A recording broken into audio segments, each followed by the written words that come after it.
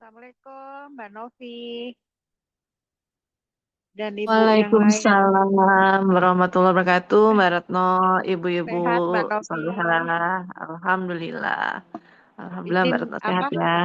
Alhamdulillah. Izin ini ya, off kamera ya, Mbak. Monggo, monggo nunggu Ya, ustazahnya. makasih. Siap-siap.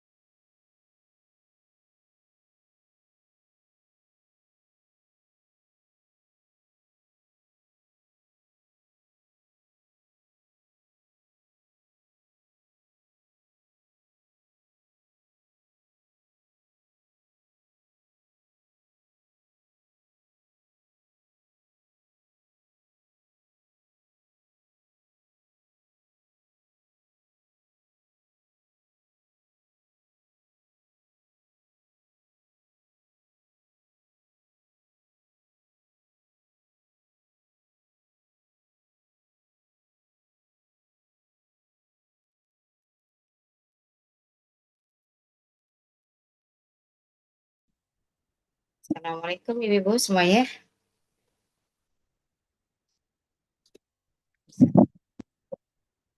Masya Allah, maaf ya, tadi Bu Bina sudah WA. Padahal saya tadi pakai tablet, ternyata nggak bisa masuk. Saya coba lagi, nggak bisa masuk lagi. Jadi saya keluar karena baterainya agak low. Saya coba ganti ke yang satu, malah nggak bisa. Padahal. Assalamualaikum warahmatullahi wabarakatuh. Ibu semuanya, Waalaikumsalam. Insya Allah. Semoga dalam keadaan sehat dan yang terbaik ya. Alhamdulillahirabbil alamin, hamdan yuwafiqu wa yukafi'u majidah. Ya Rabbana lakal hamdu wa lakal syukru kama yanbaghi li jalali wajhika wa azimi sultanik. Allahumma sholli ala sayyidina Muhammad wa ala ali sayyidina Muhammad kama sholaita ala ali sayyidina Ibrahim wa ala ali sayyidina Ibrahim fil alamin innaka Hamidum Majid.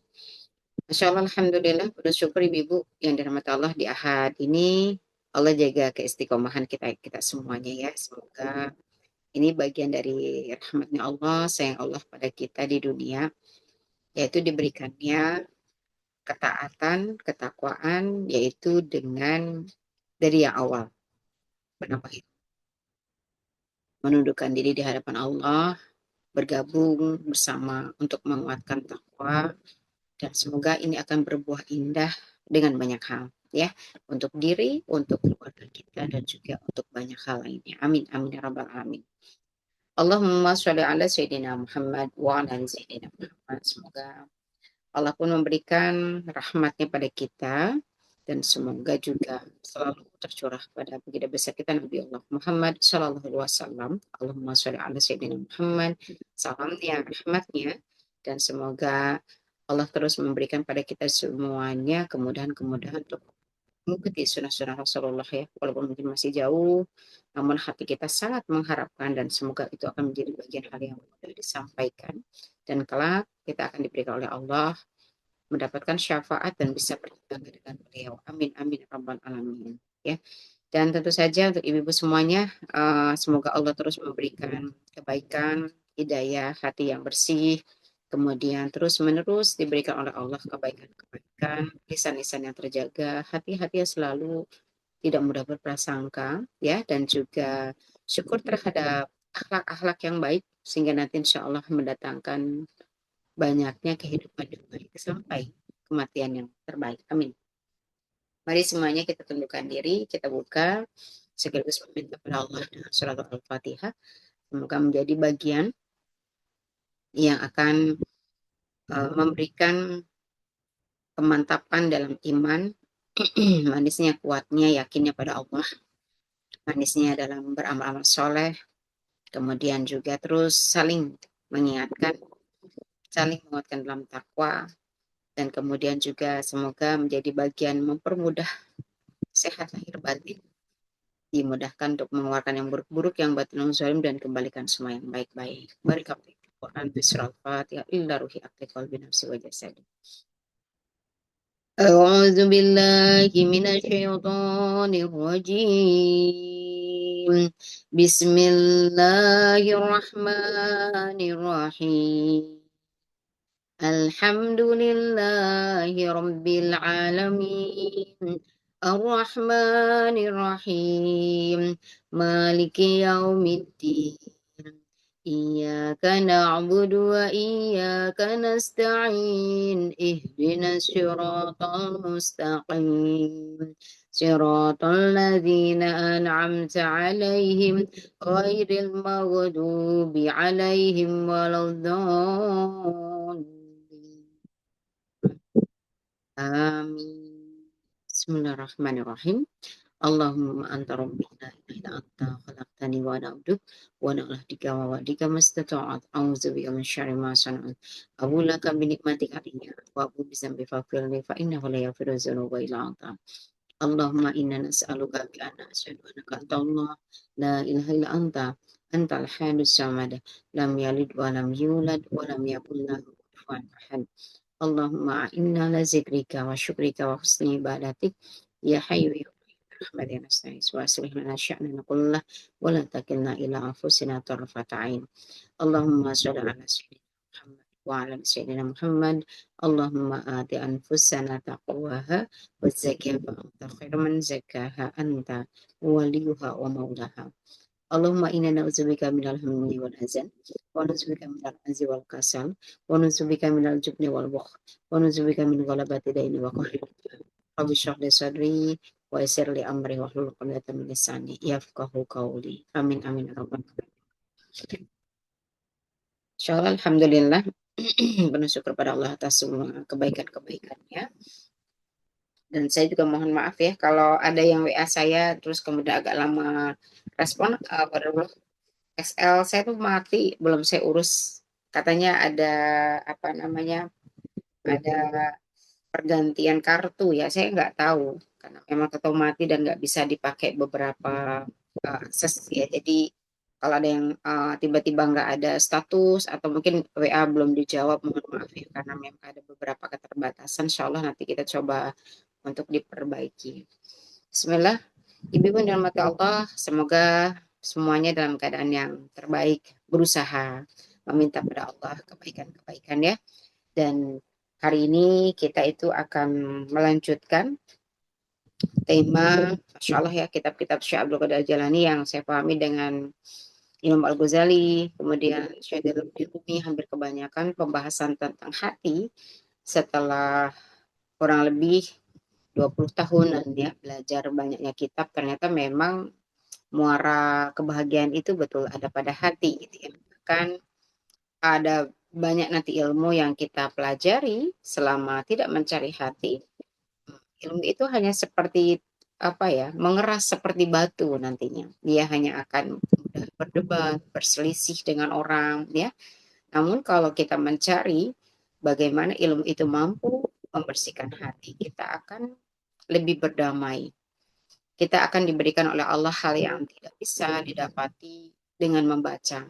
Kita tidak akan pernah bisa mendapati ilmu yang kita dengarkan dari orang lain. Dia hadir dalam hati kita, memberikan sebuah muhasabah indah, sehingga akhirnya banyak perselisihan itu tidak jadi perselisih. Atau bahkan sesuatu hal yang kita alami dalam kehidupan yang menyakitkan, tidak jadi terasa sakit. Bahkan ada hal-hal nanti kejadian yang begitu luar biasa bertubi-tubi hadir dalam hidup. Akhirnya kita tidak ingin menyalahkan siapapun, namun ada kesadaran dalam sisi hati kita untuk menjawab, aku masih di dunia. Wajar ketika aku masih mengalami hal-hal yang seharusnya dialami orang di dunia. Dan Masya Allah, inilah yang menjadikan mengapa seperti Imam Al-Ghazali, Samstra Rizi, ya, gurunya Jalaluddin Rumi, mereka sangat luar biasa menjadikan perjalanan hidup mereka itu adalah dengan terus membersihkan hati atau syai'u atau ilah. Sehingga mereka merasakan kebahagiaan itu bukan dengan cara mendapatkan penghormatan, mendapatkan apa yang diinginkan gitu ya. Namun bisa berdamai dengan keadaan seburuk apapun, dia tetap survive, dia tetap bahagia karena dia mampu menemukan Allah dalam setiap peristiwa.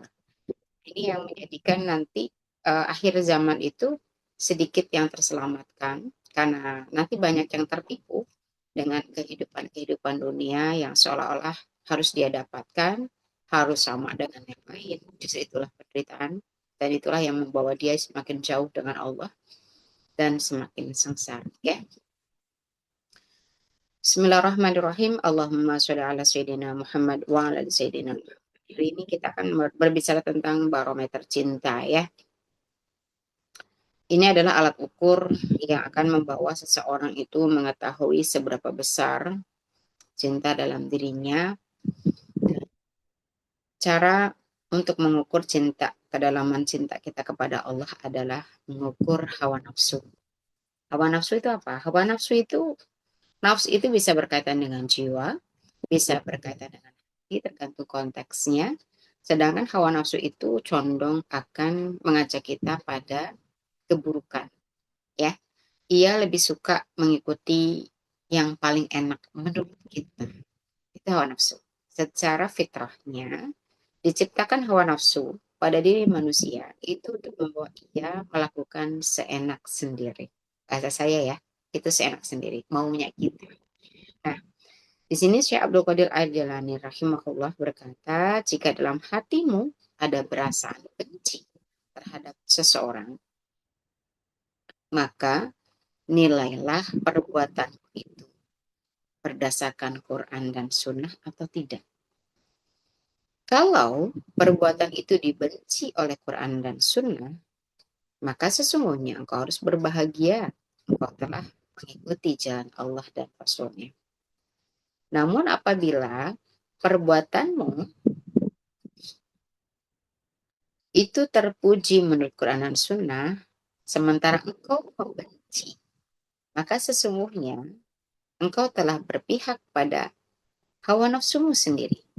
Engkau membenci karena nafsu, engkau telah menzolimi dirimu sendiri dengan kebencian. Dan engkau durhaka pada Allah dan Rasul karena telah melanggar Quran dan Sunnah.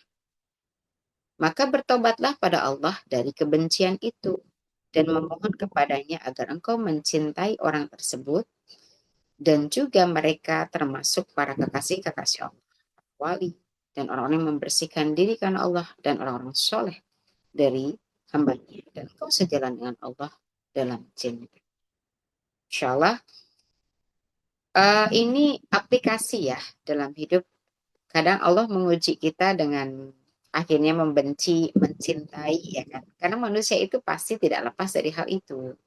Dan ketika kita membenci seseorang, coba tanya, kebencian itu sejalan nggak dengan Quran dan Sunnah? Contoh, apa yang ibu benci dari orang yang ibu benci itu apa? Misalkan, ibu membencinya karena ia tidak menepati janji. Ketika kita sudah berupaya, kemudian ibu sudah memberikan janji, kemudian tidak mampu menepati. Terus kita katakan dia munafik. Nggak salah gitu ya. Tapi hal tersebut sebenarnya harus ada penjabarannya. Ya. Salah satunya adalah dengan cara ada dalil lain nggak untuk bisa mengimbangi gitu ya. Jadi kalau kita melihat peristiwa nggak bisa cuma lihat satu dalil aja. Dia tidak menepati janji ustazah gitu ya. Kayak contoh ibu-ibu, pasti kayak ibu-ibu pernah berjanji ke anaknya ya, insya Allah nanti liburan kalau mama ada rezeki kita bisa ya untuk jalan-jalan ke sini gitu ya. Nah anak-anak tuh nggak bisa bu dijanjiin. Nah kemudian qadarullah Allah memang tidak memberikan rezeki yang lebih hanya untuk makan dan pada tanggal tiba yang disepakati mungkin tanggal 5 ternyata nggak ada. Nah, kita biasanya berat sekali untuk menjelaskan. Walaupun kita sudah berusaha, berdoa sudah, berikhtiar sudah. Namun pada waktu yang disebutkan ada saja halangan Allah yang ternyata tidak tepat di tangan tersebut. Ini ujian. Ujian bagi yang berjanji tidak salah ketika ia menjanjikan insya Allah karena Allah maha pemberi rizki. Kedua ia mungkin sudah berikhtiar di wilayah yang ia lakukan. Bisa nggak Allah memberikan kegagalan dari sebuah rencana manusia? Bisa kan? Nah, itu ya. Kemudian ada rusuh nggak manusia itu diberikan berapa kali dalam melakukan tindakan kalau kata Rasulullah, seseorang itu bisa saja memberikan kesalahan atau kealpaan atau kelemahannya. Maka ada 700 prasangka baik yang harus kita berikan pada orang tersebut. Ada 700 kali kita memberikan kesempatan. Banyak banget gitu ya. Kayaknya satu kali udah cukup membuktikan dia itu munafik lah. Itu tanda kita nafsu. Karena bisa jadi dilihat sudah berapa lama berinteraksi.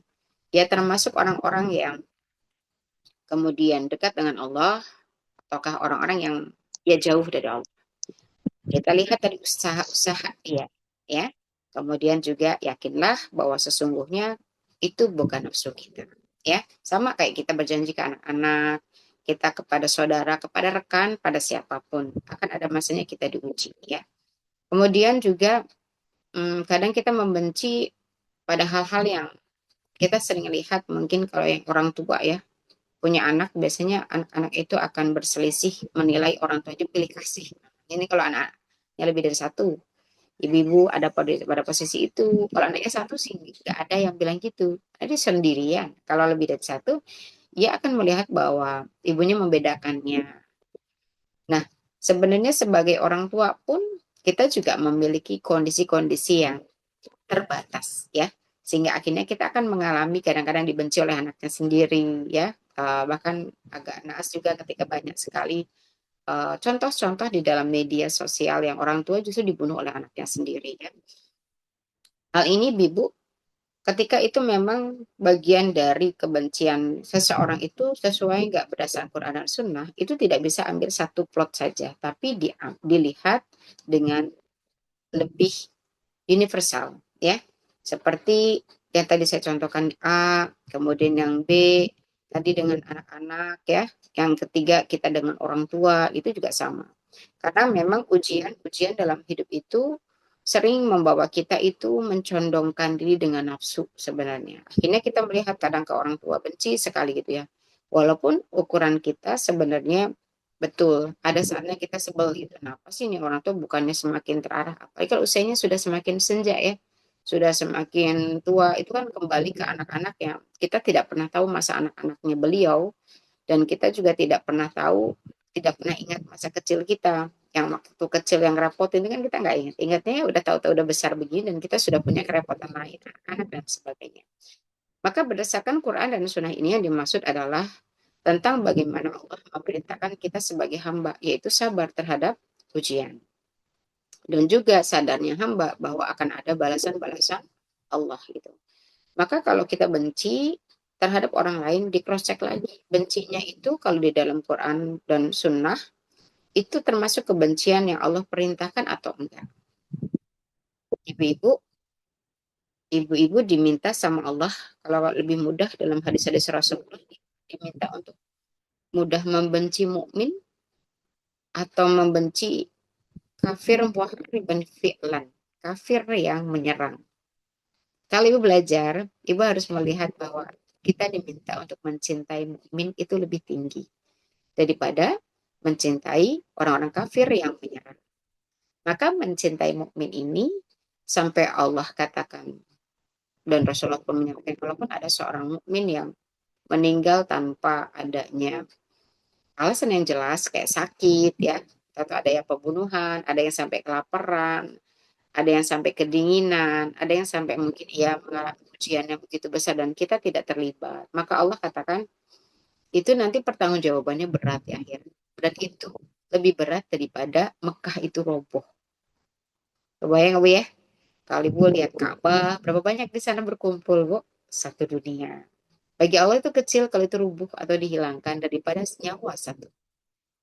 Maka berat sebenarnya untuk membenci mukmin itu nggak boleh. Karena Allah sendiri yang mengungkapkan bahwa membunuh mukmin, memfitnahnya, membenci mereka ya yang masih bersyahadat kepada Allah, itu besar pertanggungjawabannya dihadapkan, dikatakan untuk tidak bermudah-mudah dalam membenci. Nah inilah yang menjadikan itu kalau kebencian kita itu nafsu ya susah. Karena kita sendiri masih dituhankan oleh keinginan diri. Tapi kalau kita menuhankan Allah, maka kita akan berupaya untuk melihat apa yang kita benci dari dirinya.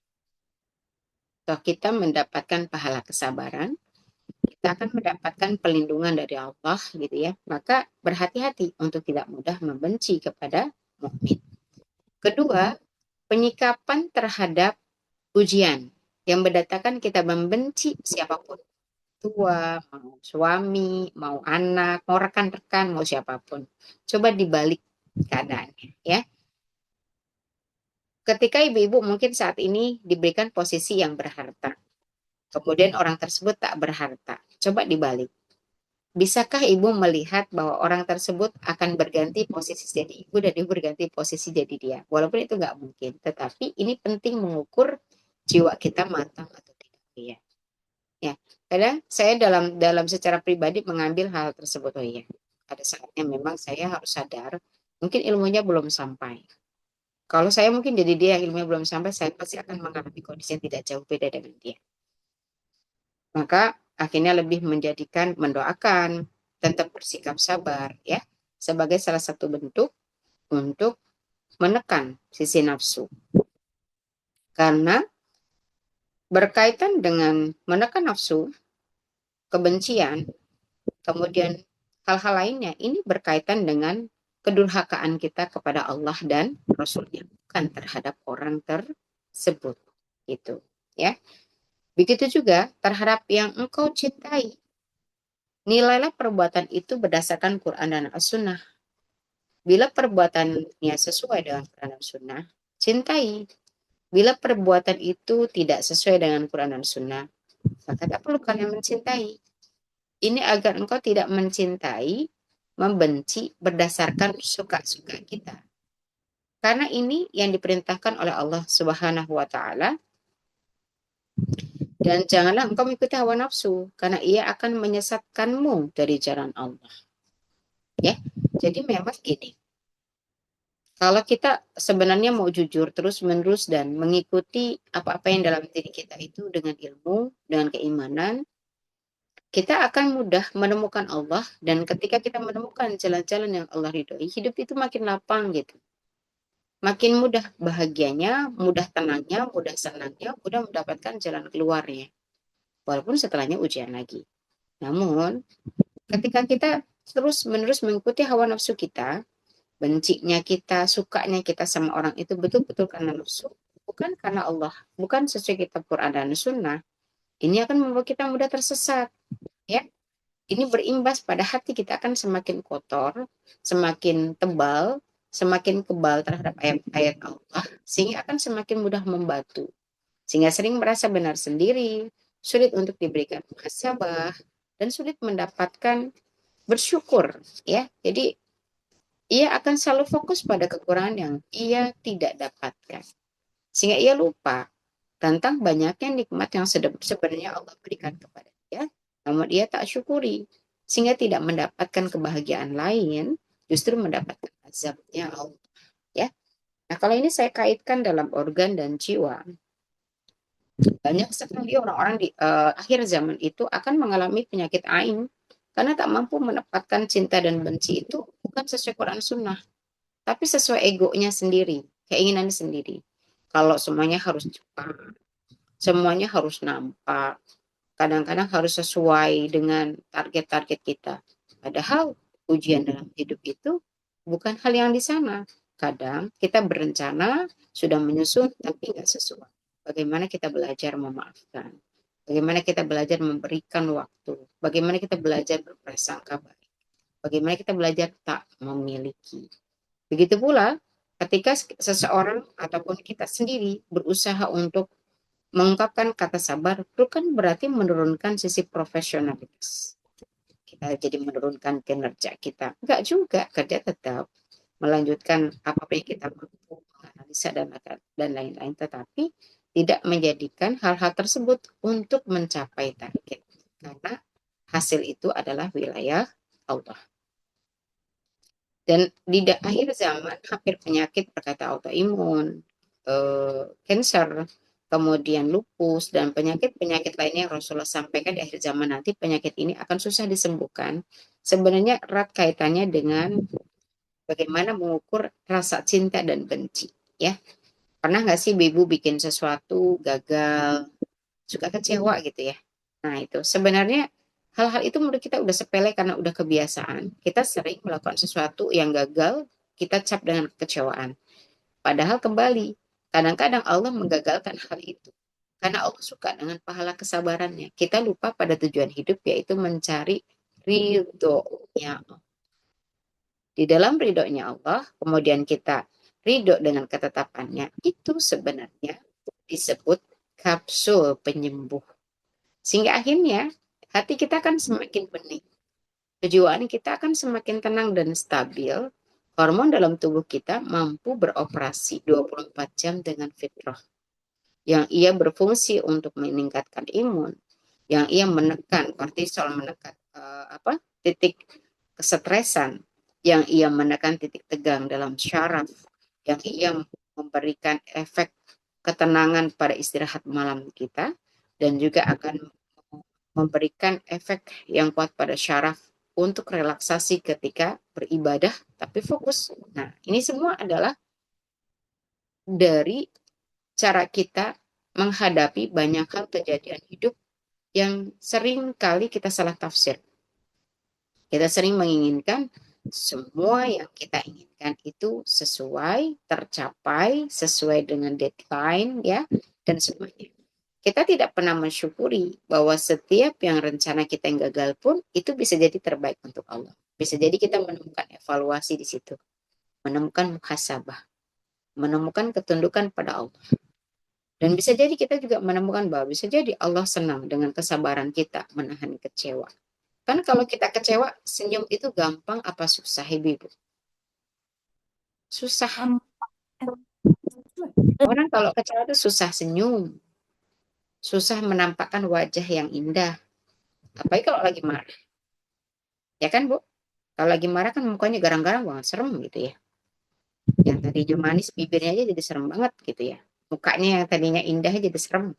Nah, itu karena memang ada dalam dirinya bergejolak jiwa yang di situ sebenarnya kalau dalam organ dan jiwa ya, karena saya pada waktu itu juga mengikuti beberapa pembelajaran dari guru-guru saya, salah satunya adalah Dr. Basiron dan Dr. Kintoko, membahas tentang tabib-tabib kerajaan di Nusantara yang mereka bisa menerapi ratusan orang tapi tidak pernah tertular oleh pasiennya.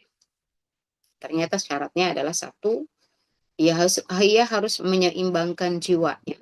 Sehingga tabib itu sering diungkapkan dengan warna putih, aura putih, yang artinya ia tidak boleh berlebihan. Dalam rasa, ia tak boleh marah, tak boleh sedih, tak boleh tertekan, tidak boleh panik. Dia harus biasa saja karena ia melambangkan dirinya sebagai bentuk kefitrahan, yaitu tunduk terhadap Allah. Suka-suka Allah dia mau ngapain ke saya. Ya. Dan ini akan memberikan efek liver itu semakin fresh. Walaupun ia lelah dengan menghadapi banyaknya pasien, kemudian juga yang kedua dilatih untuk mengkonsumsi beberapa makanan yang akan menyeimbangkan posisi dalam tubuhnya itu tetap adem. Ya, salah satunya adalah berkaitan dengan makanan-makanan yang seperti beberapa bunga-bunga yang mengandung enzim dan protein tinggi, sehingga tidak mudah terserang virus, bakteri ya. Nah, ternyata itu kedua. Yang paling pertama adalah menyeimbangkan jiwa. Dan menyeimbangkan jiwa ini diminta para tabib itu tidak boleh terlalu banyak tidur, tidak boleh banyak makan, tidak boleh banyak berkumpul dengan orang-orang yang tidak sefrekuensi, atau kalau kita bilang tidak boleh ia berkumpul dengan orang-orang yang tidak membawanya menuju mengingat Allah gitu ya. Nah, sebenarnya ini setelah saya pelajari, hampir semua kita para sufi dan tasawuf itu mengajarkan demikian, bahwa orang-orang yang ingin dekat dengan Allah, ia harus menyeimbangkan jiwanya, yaitu ia tidak boleh menghadapi permasalahan hidup itu terlalu banyak. Dia harus lebih tenang, ya. Seperti warna putih, ia tidak boleh terlalu marah, terlalu sedih, terlalu tertekan, terlalu kecewa. Semua ditampakkan biasa saja, gitu ya. Nah, ini akan membawa seseorang itu mudah untuk mendapatkan cintanya Allah. Nah, disinilah keseimbangan jiwa itu yang akan menghasilkan kesehatan organ dan juga kesehatan yang lain-lainnya. Nah, ini termasuk pembahasan ain. Ain itu kata Rasulullah di akhir zaman itu akan mudah mengguncang jiwa dan hampir kebanyakan orang yang terkena ain. Ain berupa penyakit susah disembuhkan. Ain berupa rumah tangga, susah rumah tangga itu hidup kembali. Dan ain berupa kejiwaan berdampak pada sifat-sifat orang yang susah sekali untuk dirubah. Sehingga ia berkubang pada kepedihan yang terus-menerus dan sampai dia bingung mau kemana saya dikeluar masalahnya, ya kan?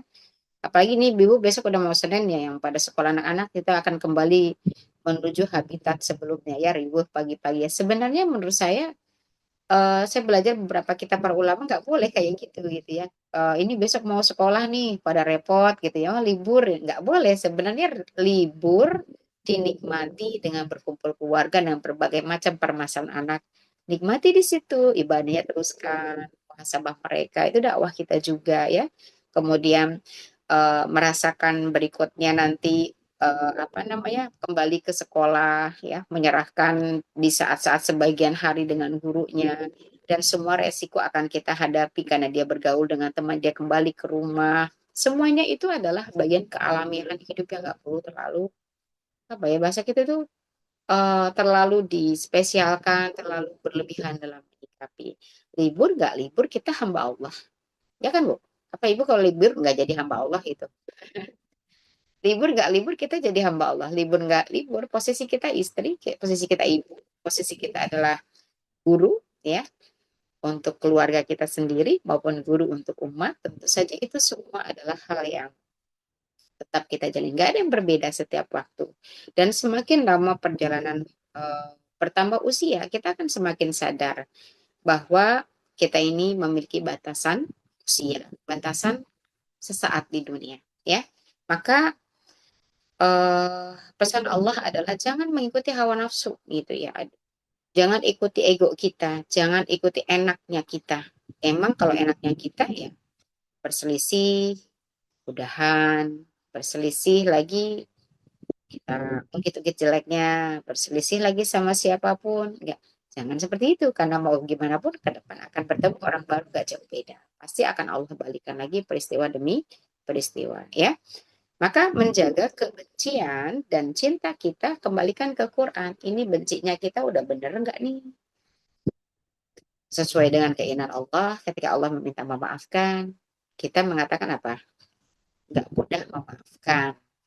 Apalagi ketika kita diminta untuk mendoakan, kita menganggap bahwa iya dulu yang harus minta maaf ya.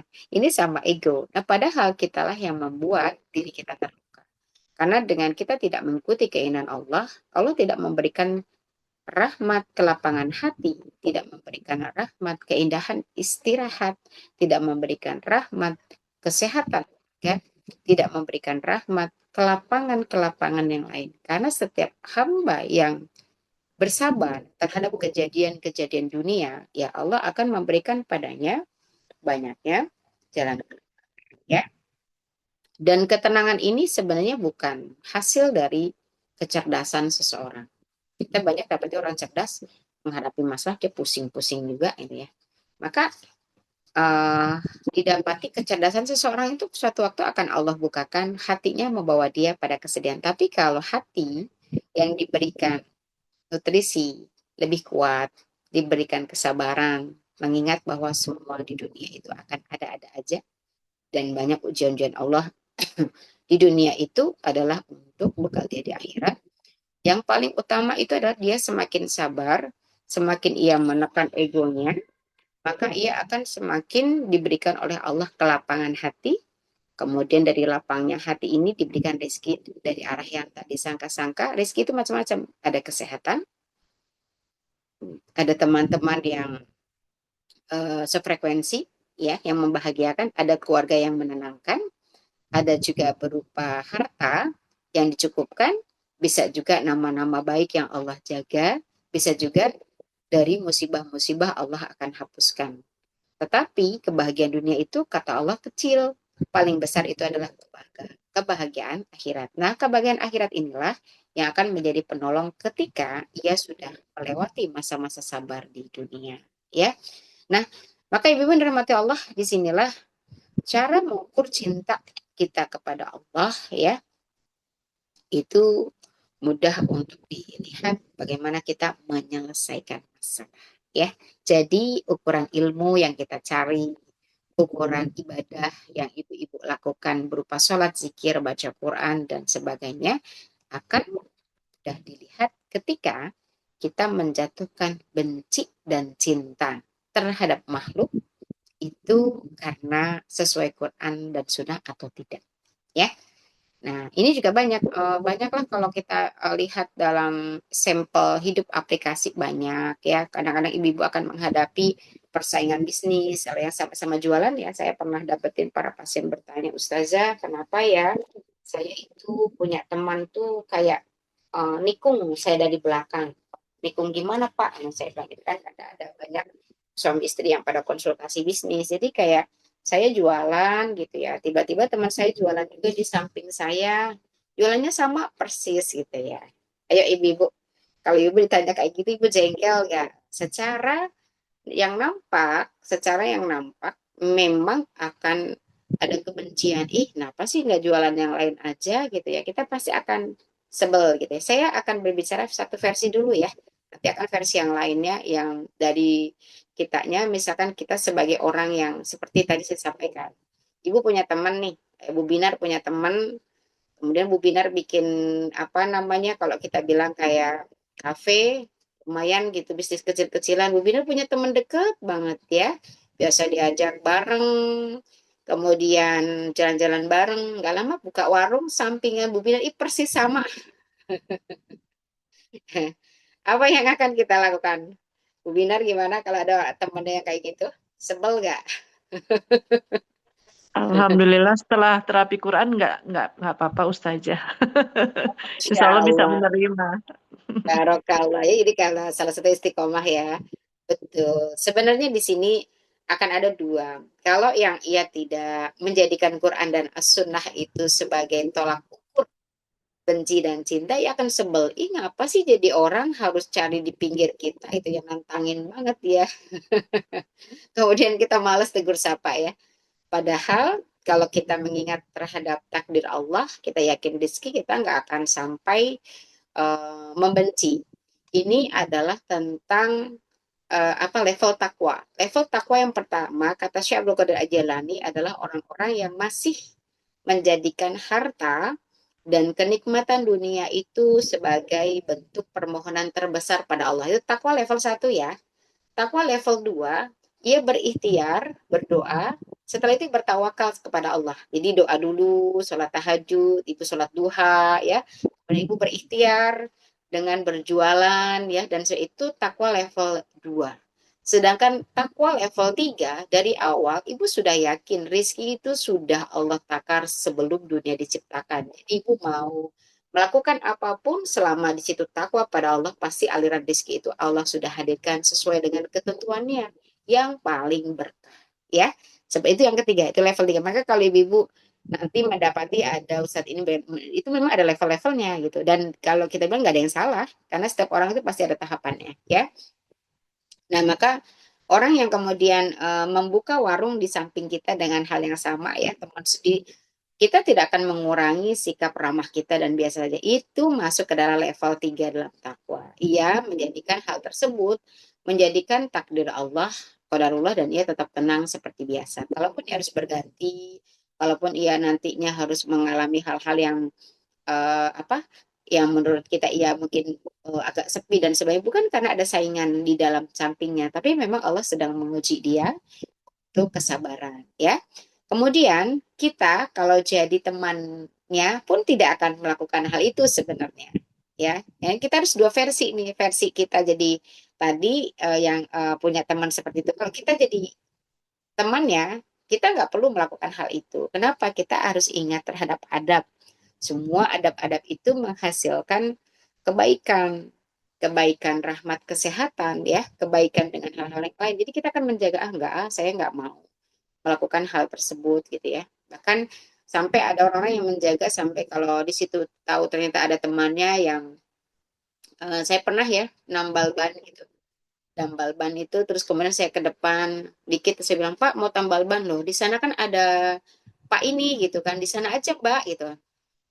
Tutup Pak, saya udah ke sana gitu kan. Nah, Masya Allah, di situ saya belajar, mungkin beliau bukan orang ilmunya tinggi ya, tapi adabnya sangat tinggi. Dan saya selalu yakin, orang-orang adab tinggi itu berkahnya luar biasa. Bisa jadi anak-anak beliau dijaga betul sama Allah, karena memiliki adab yang kuat gitu ya. Sebenarnya dia bisa aja, itu rezeki saya loh gitu ya. Ini rezeki saya nih datang ke sini gitu. Enggak, tapi dia bertanya, kenapa nggak nambal di sana? Di sana ada loh. Itu teman saya. Itu kan dekat sama ibu. Kenapa harus ke sini gitu? Masya Allah saya bilang, tutup Pak. Kalau misalkan nggak tutup, saya nggak mungkin ke sini. Jauhan di sini daripada sana. Oh Masya Allah. Gitu. Tapi saya belajar. Sebenarnya ia termasuk orang yang sangat menjaga adab. Bagi dia rezeki itu tidak sekedar berupa uang. Tapi bagaimana ia mampu menjadikan persahabatan dia itu tetap dijaga. Nah, orang-orang seperti ini, orang-orang nggak bisa dibeli dengan uang, dia lebih mahal. Walaupun dia tak punya rumah yang mewah, tapi hatinya tidak buruk, tidak busuk ya. Dan itu adalah orang-orang yang telah disebut oleh Syekh Ibnu Athaillah kelak nanti yang akan memberikan kesaksian bukan manusia. Ia biasanya memberikan kesaksian itu adalah Allah sendiri. Karena Allah sangat mencintai orang-orang yang menjaga adabnya ya. Nah, ini adalah cara kita mengendalikan nafsu. Banyak dalam diri kita, kadang-kadang ilmu-ilmu kita sudah tinggi, ngaji di sana sini, nggak salah. Tapi aplikasinya harus lebih kuat lagi. Bagaimana kita menjaga bahwa setiap apa yang kita lakukan itu, apakah sesuai dengan nafsu, ataukah sesuai dengan Quran dan Sunnah. Karena ini yang nanti akan membawa kita lurus kepada jalan Allah atau akan tersesat. Karena nafsu itu akan membawa kita sulit untuk menemukan Allah. Karena Allah itu hadir sekaligus akan dirasakan oleh setiap hamba, yaitu orang-orang yang menenggelamkan nafsunya. Ya, maka Quran dan Sunnah kita pelajari tidak lepas adalah untuk mencari ridhonya Allah. Ya, seperti itu. Maka kita akan mencari banyak jalan-jalan keselamatan yang paling selamat di antara yang selamat. Seperti itu. Nah, begitu juga contoh-contoh lain dalam keluarga. Nah, kadang ibu-ibu punten ya, saya akan memberikan contoh dalam keluarga itu kadang banyak sekali kehidupan-kehidupan yang tidak bisa kita logikakan. Berkeluarga dengan berbagai macam karakter, dengan jumlah yang banyak gitu ya. Kemudian orang lain menganggap ibu yang paling punya harta, padahal ibu juga ada saatnya nggak berharta juga ya. Saya nggak bilang beruang, nanti takutnya ibu langsung ingat hewan gitu kan. Jadi apa? Kemudian semua terbiasa kepada ibu yang menanggungnya. Nah, ketika ibu tidak punya, ada dua pilihan. Meneruskan prasangka mereka sebagai bentuk melatih kesabaran. Sebenarnya ibu juga nggak kaya-kaya, pada saatnya ibu juga tergopoh-gopoh, tapi masih bisa lakukan, nggak masalah. Bukan memaksakan, tapi ibu sedang mencari berkah dari adanya rezeki yang Allah berikan. Ataupun ibu tidak melanjutkan, gitu, menyampaikan dengan baik pada mereka bahwa kita juga tidak punya rezeki yang terus-menerus dengan tenang ya, jangan dengan marah-marah. Karena sering terjadi perselisihan dengan saudara itu hanya masalah-masalah harta. Kayak saudaranya sudah terbiasa bukan pada salah satu di antara kita, kayak misalkan kita 7 saudara, kita terus yang akan diberikan oleh mereka mengampu, misalkan kalau mau silaturahmi lebaran, kebetulan kadarulahnya jauh ya, yang nyewa bis kita, yang bayar tolnya kita, yang bayar bensin kita gitu ya, mereka cukup datang aja. Itu sudah dilakukan bertahun-tahun seperti itu. Nah, kemudian Allah uji kita dengan ujian kesempitan harta. Sedih nggak? Jangan. Karena sebenarnya kita sedang cari adalah ridho Allah. Banyak saya dapati orang-orang seperti ini yang qadarullah beliau biasa jadi tanggungan keluarga, rezekinya em-eman ya, miliaran, bukan ember-ember lele ya, tapi miliaran. Tapi qadarullah, Allah kadang sempitkan orang itu. Jangan sedih, karena ini memang berkaitan dengan cara Allah mencari diri kita berbuat baik itu karena nafsu atau karena Quran dan nafsu. Ketika ibu tidak bisa melakukan, jelaskan. Saya tidak bisa lagi menyewa bis. Jadi kita pernah punya ada pasien yang anaknya 12 orang, wanita semua. Kemudian qadarullah dari 12 itu yang banyak diberikan berupa rezeki harta itu salah satu orang itu, satu aja. Sehingga dia biasa mengampu kayak apa namanya, bis dia yang bayar ya, tol dan sebagainya. Itu akan ada beberapa dekade. Tapi ternyata tidak selalu selamanya. Kadang Allah juga menyempitkan rezeki. Bukan karena faktor Allah menghukum, tapi menguji. Seperti kisah Nabi Ayub alaihissalam pun diuji oleh setan dalam surat 41 sampai 42 itu. Karena setan tuh yakin banget Nabi Ayub itu taat sama Allah karena fasilitas. Karena dia diberi kekayaan, dikasih istri yang cantik, anaknya sehat-sehat, soleh-soleh, kebunnya luas, hewannya segar-segar, dan dia disukai oleh masyarakat. Ya, siapa sih yang nggak senang, orangnya baik, hartanya berlimpah, istrinya juga keluarganya harmonis gitu ya. Sehingga akhirnya setan memberikan perjanjian kepada Allah gitu. Boleh nggak aku gangguin Ayub? Aku mau buktikan kalau dia taat padamu itu karena fasilitasmu, bukan karena iman. Dan Allah mengatakan boleh gitu ya. Allah memang kalau di lobby gitu ya, kalau kita bilang mau musuhnya sekalipun diokein gitu. Karena di situ ada titik apa? Ujian iman. Allah mau ingin tahu siapa sih di antara kita yang benar-benar beriman, siapa yang berdusta. Maka akhirnya Nabi Ayub alaihissalam mengalami kondisi yang sangat jauh berbeda. Kegagalan-kegagalan dari pertaniannya. Setan itu berubah jadi hawa yang sangat panas di rumahnya. Maka itu juga bisa diambil oleh para peruqyah bahwa gangguan jin itu bisa dilihat dari rumah yang kondisinya agak panas. Kayaknya kalau masukkan yang bereng-bereng panas banget nih gitu ya. Nah, kemudian tumbuhannya cepat mati, hewan-hewannya juga cepat mati. Kalau ibu-ibu banyak peternaknya mati lagi. Kemudian menanam pohon, ya pohonnya pada mati kalau rumput kok subur gitu. Wah, ini juga salah satu gangguan juga gitu ya. Dan kemudian bagaimana kisah Nabi Ayub? Putus asa nggak? Enggak. Kemudian ia terus melakukan ikhtiar semampunya. Besok membeli ternak kecil lagi, menanam pertanian lagi, mati lagi, begitu terus ya, sampai akhirnya posisi anak-anak pun ya sudah mulai, kan anaknya 12-an ya. Setelah itu posisi rumah ya, kalau kita bilang ada lama kelamaan kan mulai lapuk ya istananya itu, dan kemudian juga sudah digoyangkan dan setan-setan terlibat di dalam aksi merubuhkan istananya. Jadi ujung-ujung istana itu eh, apa namanya, dengan sedikit getaran kayak cuaca hujan dan sebagainya itu jadi rapuh, jadi bocor, lama-lama ambruk. Dan kemudian menjadikan anak-anak itu meninggal 12-12-nya, nggak ada sisa. Itu semua terlibat Allah, karena Allah yang mengizinkan. Kemudian anak-anak itu juga tidak ada yang tersisa. Sedih ya, sedih ya. Kemudian istrinya sudah mulai mengungkit tentang kesulitan ekonomi, anak yang nggak ada, sehingga ia tidak perlu bertahan di rumah yang membawa dia tidak sebahagia dulu. Sehingga betul, ujian wanita itu adalah pada kemiskinan suami dan tidak adanya anak. Biasanya kalau udah suaminya miskin, tidak ada, ya sudah tak tersisa lah kesabarannya. Nah, kemudian istrinya pergi meninggalkan Nabi Ayub alaihissalam. Nabi Ayub sampai mengungkapkan bahwa aku mengalami kepayahan fitrah. Kita juga pasti akan ngerasain ketika tadinya punya uang, tiba-tiba Allah uji dengan disempitkan. Biasanya apa-apa bisa tinggal beli, sekarang harus memikir-mikirkan, oh kalau nanti aku beli ini kira-kira masih ada sisa nggak ya, gitu ya. Perlu nggak ya? Nah, itu semua juga sama. Kemudian yang selanjutnya adalah tumbuh penyakit. Secara organ dan jiwa, seseorang yang sudah dihantam badai berkali-kali, pasti ada kesedihan. Laki-laki, sekuat apapun, kalau sudah ditinggalkan istrinya, kalau anaknya masih kuat ya, bapak-bapak kalau ditinggalin anak masih kuat tuh. Tapi kalau ditinggalin istri, biasanya udah nggak ada nafas ya. Sudah mulai terasa sesak bagi dia. Karena kenapa Nabi Adam alaihissalam kok ia meminta teman, itu sebagai bentuk wanita, apa laki-laki itu memang nggak bisa kalau ia itu tidak punya teman yang membawa dia dalam kefitrahan, itu harus berpasangan. Makanya Allah menciptakan Nabi Adam. Saya nggak apa namanya, nggak nyangka kalau nanti yang diciptakan tuh Hawa duluan, terus dia independent woman, nggak jadilah kita. Jadi dia tidak butuh laki-laki, maka tidak akan ada nanti manusia yang lainnya, cukup Nabi cukup Siti Hawa saja ya. Maka yang diciptakan pertama laki-laki. Kalau laki-laki pasti requestnya minta perempuan. Tapi kalau perempuan jarang dia request minta laki-laki.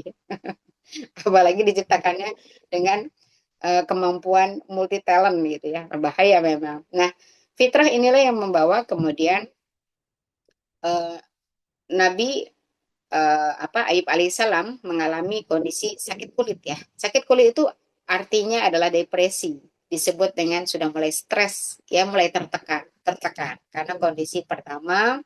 Kenapa Nabi Ayub sampai mengungkapkan bahwa duhai Allah, aku sesungguhnya diberikan diganggu setan dan aku mengalami kepayahan. Ini adalah bentuk statement dari Nabi Ayub alaihissalam bahwa ia mengakui, aduh berat sekali ujianku, dari ujian sulitnya untuk finansial, karena bapak-bapak memang secara fitrah ia memiliki kekuatan di finansial, ia akan dihormati dengan finansialnya ya. Kedua, ia kemudian kehilangan anaknya, itu dia masih bertahan, ternyata kehilangan istri, sudah semakin rapuh. Yang ketiga adalah penyakit yang tak kunjung sembuh sampai rupawannya. Rupanya yang ganteng itu berubah jadi menjijikkan ya.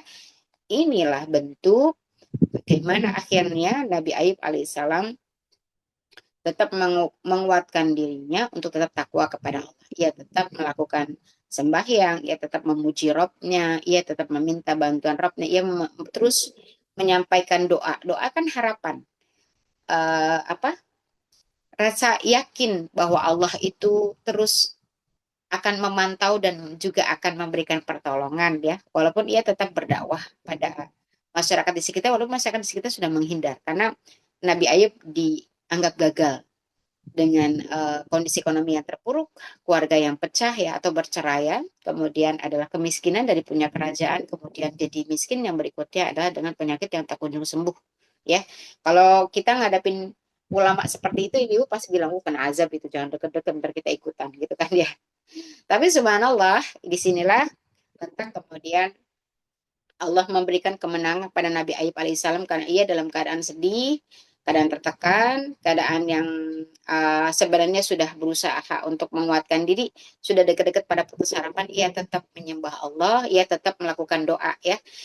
Tanda seseorang nggak putus harapan itu adalah doanya. Ia tetap berdoa pada Allah, walaupun dalam kondisi apapun, ia tetap melaksanakan perintah-perintah Allah walaupun dalam keadaan terluka. Yang paling kecil adalah ia memasukkan kembali ulat-ulat, belatung-belatung yang menggigiti kulitnya yang bolong ya ketika dia wudhu, menandakan apa? Karena ia tahu kalau Allah belum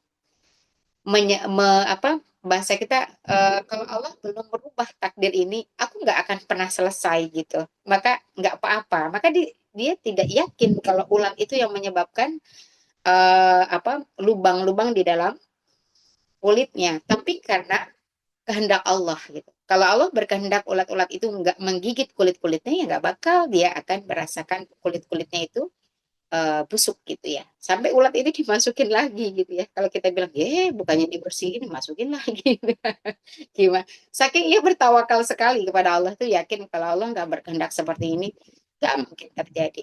Inilah yang menyebabkan bahwa cinta dan bencinya Nabi Ayub alaihissalam pada waktu itu betul-betul karena Quran dan Sunnah. Yang sampai akhirnya Allah kemudian mengembalikan hati istrinya untuk mengingat Nabi Ayub, mengingat kebaikannya, mengingat kesabaran. Yang paling utama adalah mengingat bahwa Nabi Ayub adalah hamba pilihan Allah.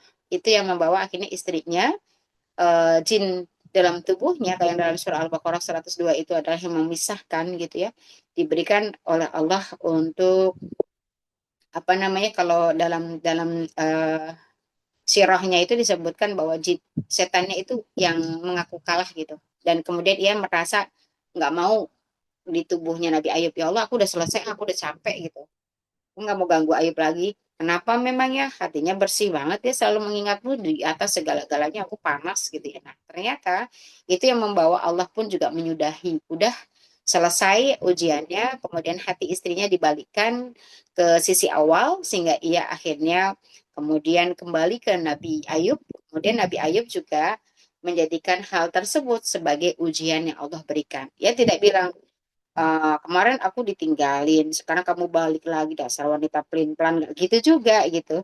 Tetapi ia menjadikan itu ujian hidup yang akan ia yang akan ia rasakan karena kehendak Allah, sehingga cinta dia pada istrinya itu karena sesuai dengan perintah Allah, bukan sesuai dengan dendam pribadi gitu, dendam kusuman enak aja deh kemarin ninggalin gitu kan ya, nggak gitu.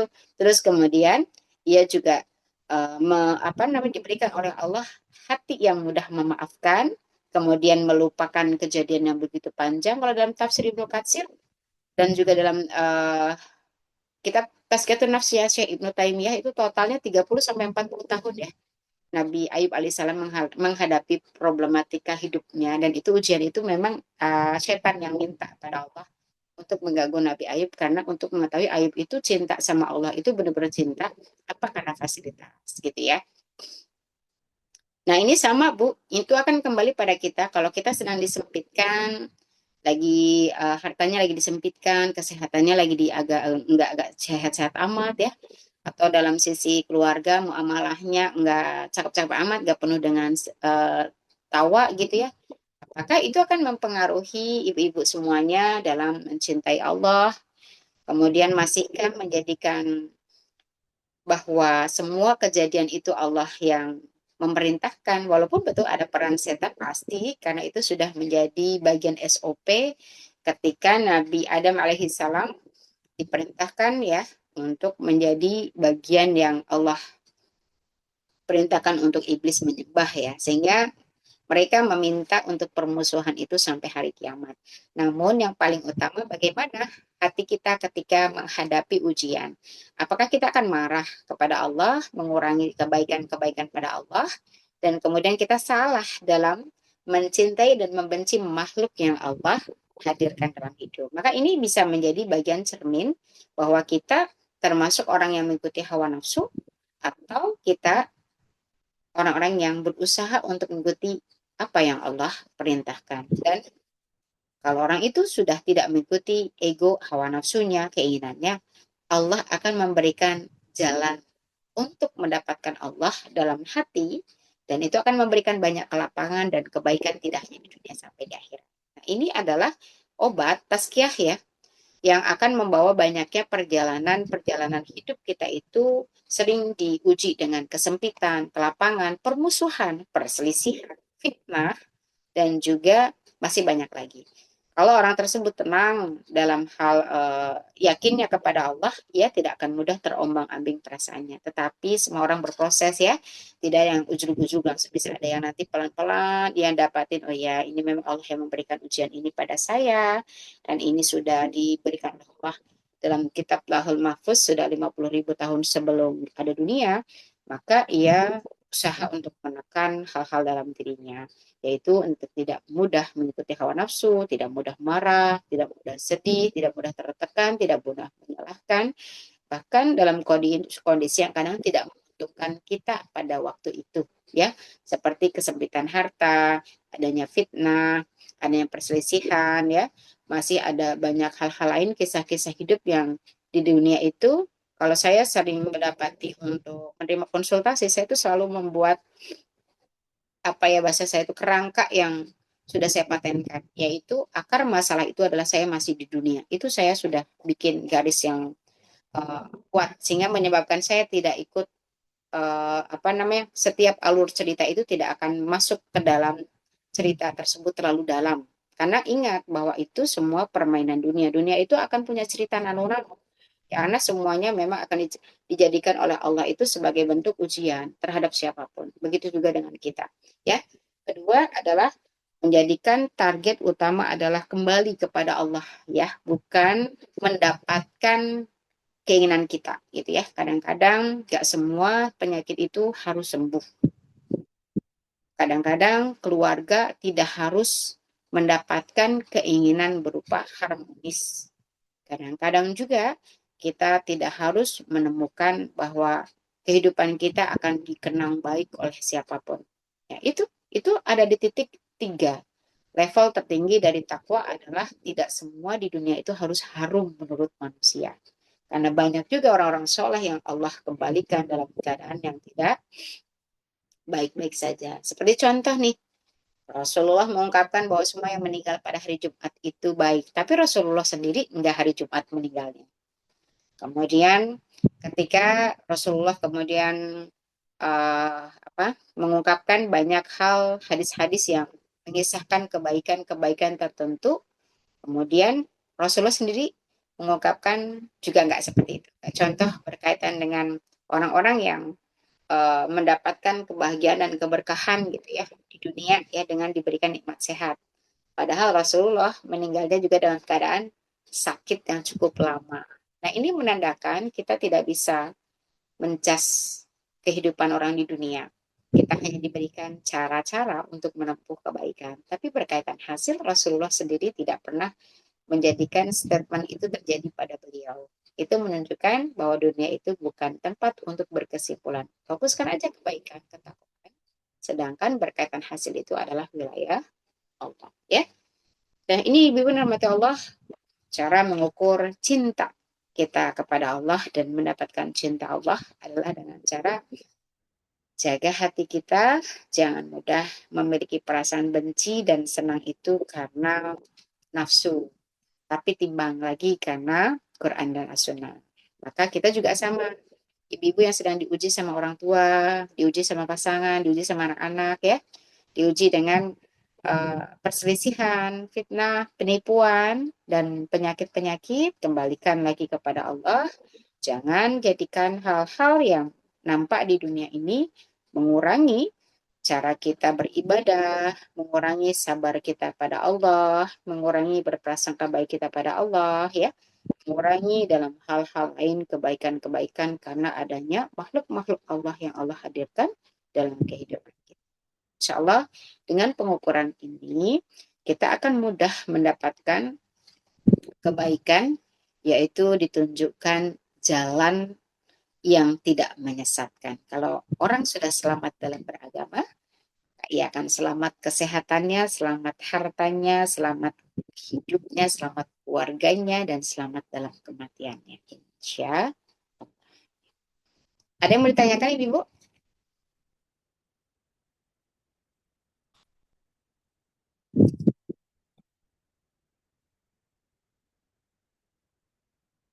Ketangkep nggak materinya? Insya Allah Ustazah. Ya, Masya Allah. Yang lain nggak ada mau ditanyakan? Ini materi ini, kalau ibu-ibu istiqomah ya dalam praktek sehari-hari, ibu tuh banyak berprasangka baik sama Allah, walaupun ibu dulunya gampang meledak gitu ya, sampai rumah bisa sampai bergetar gitu kalau ibu marah.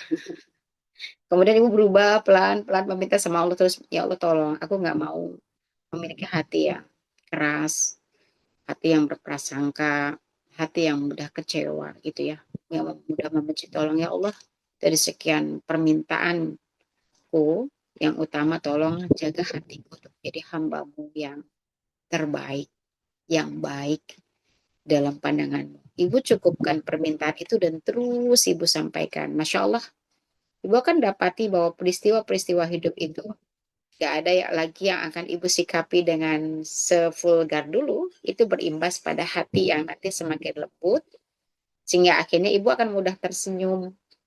Bukan karena dapetin apapun ya, tapi ada memang rasa yang gak bisa dibahasakan. Ada hati yang sudah mulai dihidupkan dan dia tidak keras. Kemudian ada banyak kelapangan yang Allah berikan. Ibu gak bisa jelasin, tapi itu ada dirasakan. Di saat yang malam sudah datang, ibu akan mudah untuk diberikan sama Allah jam biologis yang sehat. Tidur, walaupun sesaat tapi segar, nggak pegel-pegel ya. Kemudian ibu senang dengan kesendirian berupa zikir, sholat ya. Kemudian berdoa. Ibu sendiri tapi nggak ngerasa sepi. Sendirinya ibu tuh hidup. Dan sendirinya kita itu akan membawa kesegaran. Nah, ketika kita di waktu pagi, kita sudah siap dengan hari itu tanpa hati yang sepi. Badannya segar, siap untuk menghadapi hari dengan berbagai macam takdir yang telah Allah siapkan dan kita nggak kagetan. Ya itu sudah terbaik buat saya. Dan kemudian bertambah waktu, ibu akan semakin mengingat bahwa aku tuh hidup bukan hanya sekedar untuk jadi istri, untuk jadi ibu, tidak sekedar hanya untuk apa namanya, sekadar hanya untuk makan, menyiapkan, tapi ini ibu sadar bahwa aku memang benar-benar menuju liang lahat. Akhirnya, ibu akan semakin diberikan sama Allah cahaya untuk menghidupkan setiap hari dengan memuji Robnya, walaupun keadaan apapun, rasanya bersyukur itu lebih tinggi daripada mengeluh. Ya kan? Dan itu bukan sekedar ilmu yang disampaikan oleh ustazah, oleh ustadz, tapi itu ilmu rasa. Ilmu rasa yang akhirnya hidup dalam hati itu hasil dari ibu tuh menahan marah. Padahal ibu bisa marah. Ibu menahan ngomel-ngomel, padahal ibu bisa ngomel sambil melotot-melotot ya. Terus ibu juga bisa saja mengungkapkan ada orang-orang yang di situ zolim gitu ke kita. Ih, orang itu zolim banget. Tapi ibu tidak ingin bercerita. Ibu sedang apa? Ibu sedang melakukan rangkaian cinta untuk menemukan Allah. Dan itu mahal, itu nggak bisa dipelajari. Ibu mau berguru sama siapapun, kalau nggak punya keinginan ke sana nggak bisa. Tapi kalau ada dalam hati kita ingin, apa yang aku cari sebenarnya gitu. Aku pengen lebih memiliki jiwa itu tenang. Nah, jiwa tenang itu hadir dari seseorang yang sudah melakukan ma'rifatullah. Merasakan bahwa Allah itu selalu mengawasi, memberikan balasan, dan ia selalu hadir 24 jam di dalam jiwa. Allah tahu isi hati kita. Dan keberuntungan itu bukan dari yang jasad. Ia hadir dalam hati. Kadang-kadang kita mungkin pada waktu itu kita disepelekan, tidak dianggap, namun kita ridho. Itu adalah hal yang Allah sedang cintai terhadap diri saya. Ketika kita dihina, ketika kita apa namanya diragukan kemampuannya, tapi kita nggak marah, kita nggak buru-buru membuktikan, kita tidak membuat sesuatu untuk membuktikan aku juga layak dihormati. Gitu. Enggak, kita justru lebih senang dalam hal terus berzikir memuji Allah, tetap biasa saja menghadapi. Kita perlu memberikan penjelasan pada siapapun, gitu ya. Kecuali kalau ada yang membutuhkan pun biasanya kita berusaha menahan khawatir penjelasan itu akan dicuri oleh setan gitu ya untuk membawa kita jadi ingin dibela gitu ya. Karena kita yakin bahwa cara-cara yang membawa kita itu dekat dengan Allah itu adalah dengan menenggelamkan hawa nafsu kita. Kita hanya bersabar di proses-proses yang menyedihkan, bersabar ketika dalam proses-proses yang tidak seperti kita inginkan. Itu adalah cara Allah memberikan cahaya di hati, memberikan ketenangan, dan itu akan berdampak ketika kita menghadapi ujian-ujian berikutnya. Makin bersabar, makin bisa menahan hawa nafsunya, semakin jalan-jalan Allah itu terbentangkan dengan mudah. Ibu-ibu mohon maaf, saya izin mematikan kamera sebentar ya. Ada hal yang saya urus sebentar, saya lupa tadi.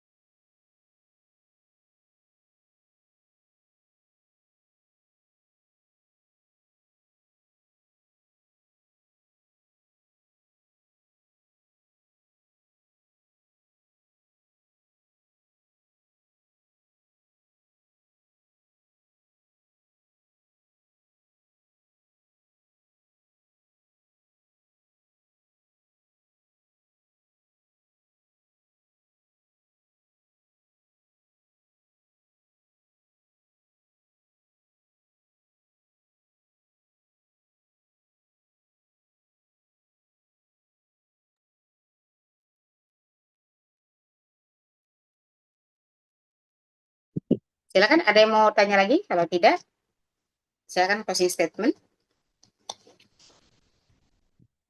Karena ini alhamdulillah pertemuan Ahad ini memang saya spesialkan salah satunya membahas langsung kitab tentang meraih hakikat ya. Meraih hakikat itu menjadikan hati itu hidup. Nah, ibu akan merasakan kalau istiqomah, kemudian mempraktekkan, ibu lah kalau lagi diuji dengan banyaknya ledakan-ledakan dahsyat yang pengen meledak gitu ya, pengen marah, pengen ngungkit, pengen cerita, ibu tahan, tapi ibu yakin dengan hal tersebut Allah melihat dengan tersenyum gitu ya. Kemudian perbanyak dengan penunjang ibadah penguat diri ya. Nggak bisa orang itu kuat tanpa ada ibadah yang kuat. Tapi kalau ibadah udah kuat, tanpa dibarengi jiwanya dibersihkan, nggak bisa juga.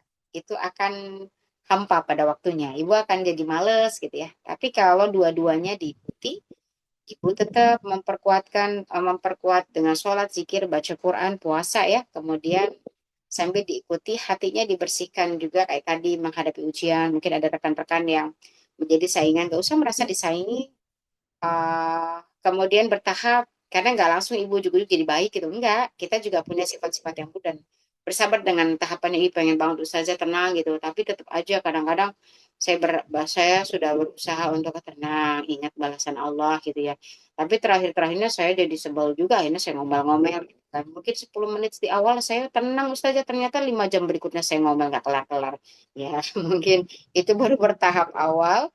Ibu kajian lagi, ibu coba lagi. Nah, setiap orang punya proses. Sampai nanti ada pada titik ibu akan bersyukur sekali ketika sudah melewati satu tahapan-tahapan berikutnya, ibu akan bersyukur, ya Allah, iya ya. Sebenarnya ada banyak yang Allah ganti dan hatinya semakin lapang. Ujian itu akan berganti menjadi hal-hal yang menyenangkan dan kemudian berganti ujian baru yang lebih tinggi lagi sebagai ujian keimanan. Ya, bersyukurlah orang-orang yang sudah menemukan damai dalam jiwanya ketika ujian itu riuh, karena sebenarnya ia sedang menjadi hamba-hamba pilihan Allah. Karena kasihan orang-orang yang menghadapi ujian, namun ia terus bergemuruh dalam dada, sehingga nanti menuju pada kematiannya justru ia dalam keadaan. Alhamdulillah. Ada lagi yang mau ditanyakan Ibu? Silakan. Atau ada yang mau disampaikan ada dalam pengalaman-pengalamannya?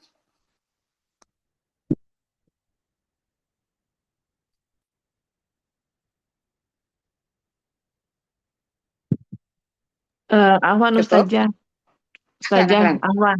Ya, Jadi ya silakan, silakan. Ustazah, tadi kan ada tingkatan level ketakwaan ya Ustazah. Nah, kadang apa sebagai apa namanya makhluk itu kan kalau misalnya kita ketemu orang lain, kemudian eh, apa namanya mendengarkan atau curhatan orang gitu. Kadang kita apa masih suka tergoda misalnya menyampaikan, oh ya saya dulu pernah ngalamin seperti kamu juga kok, tapi ya alhamdulillah Allah mudahkan gini ini dan artinya memberikan contoh-contoh bahwa eh, kita pernah Mengalami di hal itu. posisi yang sekarang mereka atau dia alami gitu. Nah, itu apa ya? Maksudnya khawatirnya itu kan tipis ya Ustazah antara itu ujian buat kita yang cukup kita tahu atau boleh di share dengan niatan supaya orang lain juga bisa mengambil manfaat dari yang kita alami gitu Ustazah. Iya, Terima betul. kasih. Sama-sama ya. Jadi itu hal fitrah ya, karena sebenarnya setiap orang ketika menghadapi perjalanan batin, ia itu akan sering khawatir dengan apa yang dia sampaikan. Ini nanti jadi sombong nggak ya, gitu ya? Aduh, ini nanti akan menghilangkan pahala saya tidak ya? Gitu. Memang begitu, karena antara harapan kita pada Allah dan juga takut itu satu paket. Itu iman namanya. Jadi perkembangan iman itu akan membawa kita, bahkan ibu mau posting gitu aja, itu sering merasa, ini hati saya memposting ini betul karena dakwah atau ada hal lain ya. Itu sampai kita diam. Terus kemudian kita akan memikirkan lagi untuk mengetahui kejujuran hati. Nah, itu sebenarnya adalah perjalanan batin atau iman. Jadi orang kalau semakin meningkat imannya, itu dia akan semakin memikirkan ketika ia ingin berbicara. Berbicara ini pengalamanku, pengalamanku ini ketika dibicarakan, ini jangan-jangan ujian buat aku atau bukan ujian dia gitu ya. Nah, itu termasuk menjadi salah satu perkembangan dari keimanan ya. Dan ini pernah disampaikan oleh Syekh Abdul Qadir Al-Jilani bahwa ketika beliau mengungkapkan bahwa perjalanan batin itu nanti sampai pada akhirnya kita merasakan bahwa semua tidak ada lagi nama aku gitu ya. Semua itu sudah desain Allah gitu. Akhirnya kita memang tidak lagi membanggakan diri, tidak lagi sedih dan kecewa terhadap diri karena ternyata semua perjalanan itu sudah diatur sama Allah dan Allah sedang menguji hati kita untuk merespon setiap perjalanan ini dengan sedihkah, dengan banggakah, ataukah dengan bersyukur atau dengan kecewa gitu ya. Nah, maka ketika kita menemui orang-orang yang qadarullah dipertemukan, kemudian kita pernah mengalami hal itu gitu. Apa sih yang harus kita ungkapkan? Pertama adalah meminta perlindungan pada Allah. Maka setiap kali mau bicara memang disunahkan untuk mengucapkan bismillah, bersolawat, ataupun taus ya, supaya melindungi, supaya nanti hati itu tidak terpleset dan lisan juga dijaga ya. Kedua adalah dengan cara menjadikan cerita tersebut ataupun sharing itu adalah untuk menemukan jalan Allah gitu ya. Jadi kalaupun itu melalui kita, maka cepat-cepat untuk mengembalikan bahwa itu pernah terjadi pada saya. Kemudian setelah itu kita ungkapkan bahwa Allah sebenarnya memberikan jalan ataupun cara untuk bisa menemukan hal yang kita dapatkan. Jadi kembali mengembalikan pada Allah yang lebih utama ya. Ya, ini memang kealamiahan kok. Kalau kita apalagi kalau saya terapi, saya juga daiyah itu agak apa namanya? Ada zikir khusus yang harus saya lakukan ketika saya selesai ceramah gitu ya. Salah satu ada beristighfar lebih kuat, terutama Kalau saya dulu belajar dengan dokter Kitoko, dokter Bashirun ya, tentang tabib gitu, para tabib Nusantara, kami itu diminta kalau malam itu khusus, walaupun nggak sholat, itu harus bangun sebelum subuh untuk beristighfar lebih banyak, bahkan kalau bisa sampai minimal 1.000, maksimalnya sampai ya nggak terhingga, kalau bisa rutinkan 10.000 ya, untuk menjaga lisan-lisan dan hati tidak terpeleset.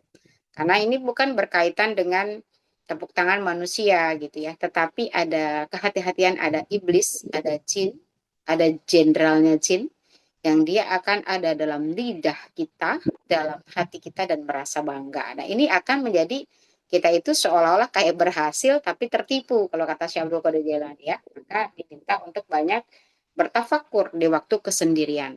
Nah, nanti di situ akan ada cara Allah membimbing kita lewat bisikan biasanya ya, lebih ke arah ini nggak usah deh, besok-besok nggak usah kayak gitu, itu kayaknya kurang bagus, kurang mampu menjaga, karena kayak kita tuh semakin memuji Allah, hati itu semakin tenang.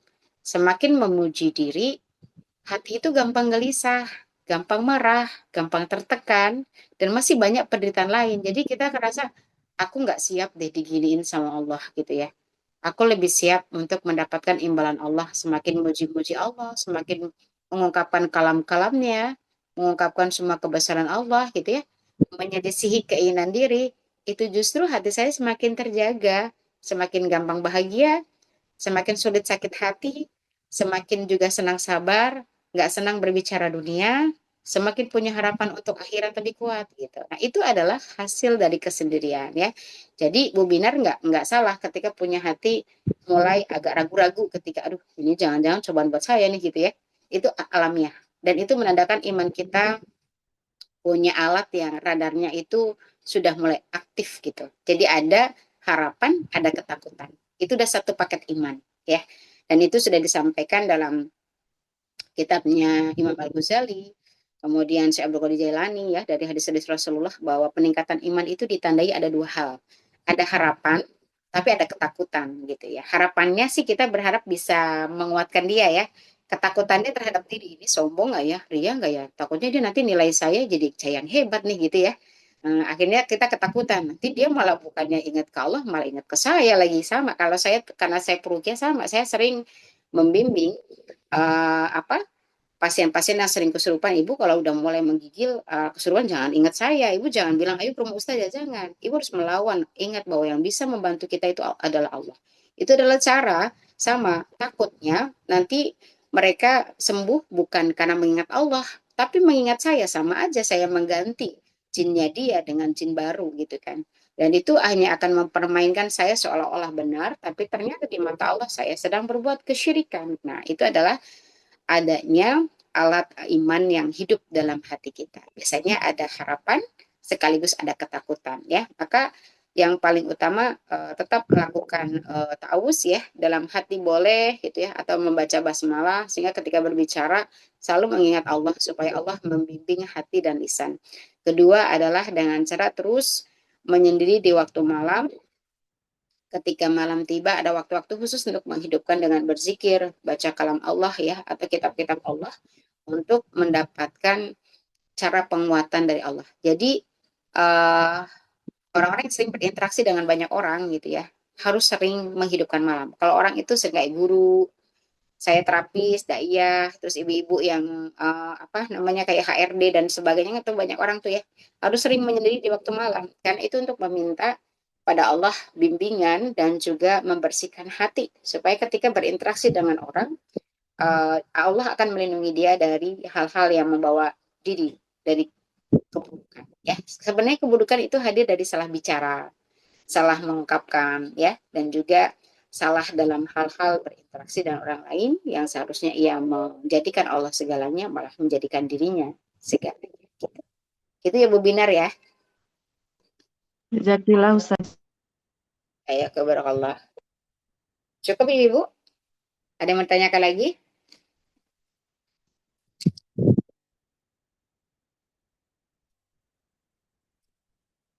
Cukup ya. Kita akan terapi ain Ibu ya. Insya Allah terapi ain ini sebenarnya harusnya lebih sering. Ibu boleh terapi ain itu dari surah apa aja Bu? Bisa dari surah Al-Muluk ya. Bisa dari surah Al-Kahfi, bisa juga dari surah Al-Baqarah, Al-Falaq ya, itu juga sama. Itu masuk ke dalam ain. Ain ini gejolak jiwa ya. Maka mintalah pada Allah. Hampir semua doa saya diawali dengan Allahumma ati anfusana taqwaha wa zakkiha. Itu ya adalah meminta dibersihkan hati ya. Karena hati itu muara yang akan membawa ibu-ibu semua bahagia di tempat yang benar ya. Walaupun ibu lagi sedih gitu, tapi enggak jadi sedih gitu karena hatinya dijaga sama Allah. Jadi menyikapi sedih juga enggak sedih, tapi diberikan ketenangan. Menyikapi kebahagiaan juga tidak dengan berlebihan, menyombongkan gitu ya, tapi biasa saja. Begitu pula dalam menyikapi banyak hal dalam hidup nanti kejadian-kejadian. Ibu tuh pakai iman gitu ya, kita pakai iman sehingga hatinya itu lurus saja, tertata. Insya Allah itu sangat berdampak pada merendahkan sisi ain di sisi kesehatan. Jadi kalau sakit gampang sehatnya, gampang seger lagi gitu badannya, gampang fresh ya. Kalau ada perselisihan di keluarga gitu ya, keluarganya cepat adem lagi. Kalau sedang diuji ainnya berupa ketegangan, insya Allah Allah bantu untuk kembali lebih rileks ya. Nah, sehingga yang paling utama adalah hal-hal terlalu berlebihan dalam menyikapi dunia itu akan Allah berikan hati yang mudah untuk dididik. Masya Allah ya. Mari Ibu kita beristighfar, mohon ampun pada Allah, kemudian juga tidak terlalu menyadarkan diri pada siapapun, tidak menaruh harapan pada siapapun, menjadikan Allah itu segala-galanya ya, lakukan mencari perhatian Allah, dan Allah itu membaca hati, bukan fisik ya. Maka perbaiki hati dalam memandang apapun, niatan apapun dalam mencintai, dalam membenci siapapun, Allah tahu loh apa tujuan kita mencintai orang itu, apa tujuan kita membenci orang tersebut ya. Maafkan orang-orang yang Allah hadirkan dalam hidup kita tidak memberikan rasa sayang, rasa cinta, rasa nyaman. Namun yakinlah Allah menghadirkan mereka bisa jadi pahala kesabaran yang Allah cintai dalam diri kita. Maka jangan salah tafsir. Kenapa sih aku nggak dilahirkan dari keluarga yang orang tuanya sayang? Kenapa sih suami saya nggak bisa romantis gitu, kasih-kasih bunga kayak 77 ikat gitu ya? Kenapa sih saya harus lahir dari keluarga-keluarga yang kaku-kaku kayak kanebo gitu kan? Gak usah berpikir seperti itu. Atau kenapa anak-anak saya terlahir tidak bisa mendukung saya bahwa saya itu bekerja sendirian gitu ya. Kenapa saya harus dihidupkan di sebuah keluarga yang nggak ada dukungannya sama sekali? Apa aku kira-kira bisa sanggup? Jangan begitu. Justru di saat-saat orang berpikir kayaknya kita bakal roboh nih, orang tua nggak dukung, anak nggak dukung, suami nggak sefrekuensi, kemudian kita tetap teguh di dalam ibadah, dalam kebaikan. Nah, sebenarnya bisa jadi Allah itu sedang mendesain diri kita itu supaya tetap fokus mengharap pada Allah. Sedangkan mereka-mereka apapun yang terjadi itu hanyalah hiasan gitu. Apakah ibadah kita akan tetap lurus karena Allah atau karena mereka?